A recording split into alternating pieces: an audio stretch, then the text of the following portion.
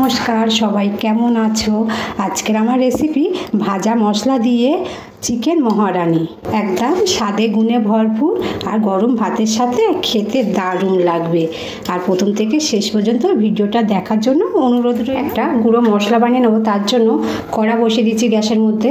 এই দেখুন, একটু ধনে নিয়েছি, আর এখানে মৌরি, জিরে আর গোলমরিচ, আর তার সাথে দুটো শুকনো লঙ্কা। শুকনো খোলায় একটু হালকা করে ভেজে নিতে হবে। আর এই মশলাটা আমি 700 গ্রাম চিকেনের জন্য নিয়েছি।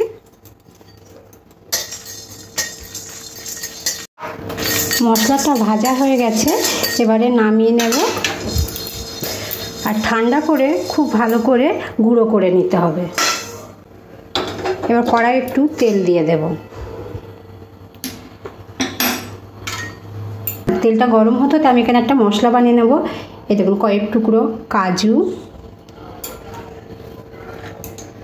আদা, আর তার সাথে রসুন নিয়েছি। নিয়ে এটা ভালো করে একটা মিহি পেস্ট বানিয়ে নেব। তেলটা গরম হয়ে গেছে, তেলের মধ্যে আলু টুকরোগুলো দিয়ে দেবো।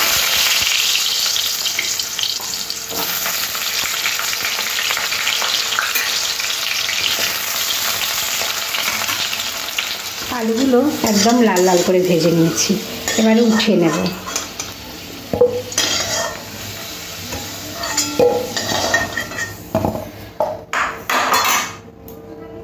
কড়াতে আরেকটু তেল দিয়ে দেব। তারপরে দুটো তেজপাতা দিয়ে দিলাম, তার সাথে গোটা এলাচ ফোড়ন দিয়ে দিলাম। দিয়ে এখানে দুখানা মাঝারি সাইজের পেঁয়াজ কেটে নিয়েছি। পেঁয়াজটাও লাল লাল করে তেলের মধ্যে একটু ভাজতে হবে।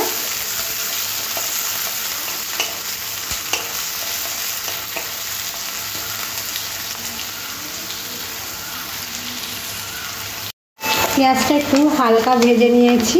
এবার পেঁয়াজের মধ্যে কেটে রাখা একটা টমেটো দিয়ে দেবো। টমেটোটা কম সময়ের মধ্যে নরম হয়ে যাবে, তার উপরে নুন দিয়ে দেবো। টমেটোর কাঁচা গন্ধ যাওয়া অবধি টমেটোটাকে ভাজতে হবে।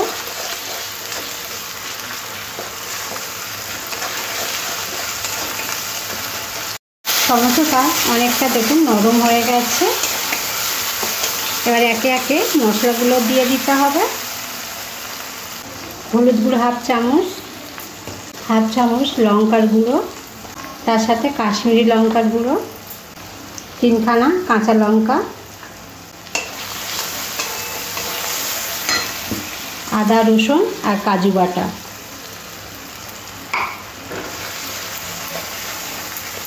ভালো করে মশলাটা কষিয়ে নিতে হবে। এবার জল দিয়ে মশলাটা কষলে খুব ভালো লাগবে।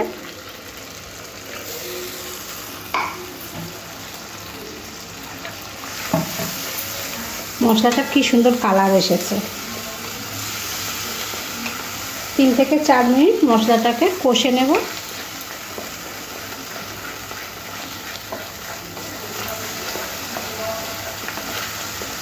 অল্প একটু চিনি দিয়ে দিলাম। চিনি না দিলে যেন আমার আবার ভালো লাগে না।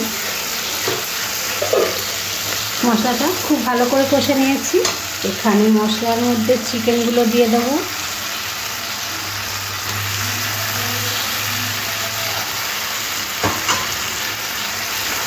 চিকেনটা মশলার সাথে খুব ভালো করে কষে নিতে হবে, তাহলে খেতে খুব ভালো টেস্ট হবে।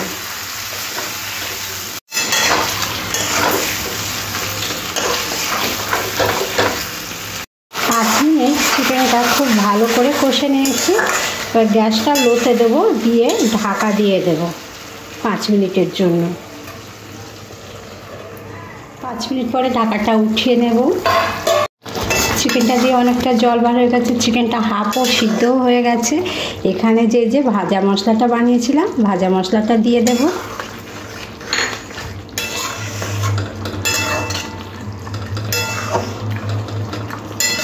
ভাজা মশলাটা চিকেনের সাথে খুব ভালো করে মিশিয়ে নিলাম। আলুর টুকরোগুলো দিয়ে দিলাম।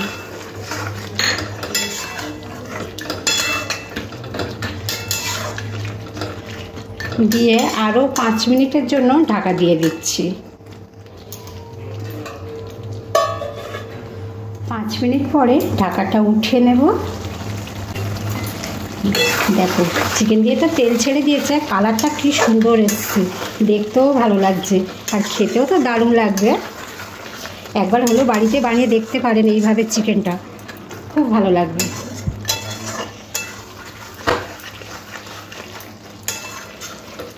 এবার আমি এখানে একটু চিকেনের মধ্যে জল দিয়ে দেবো, অল্প মশলা দেওয়া জলটা দিয়ে দেব।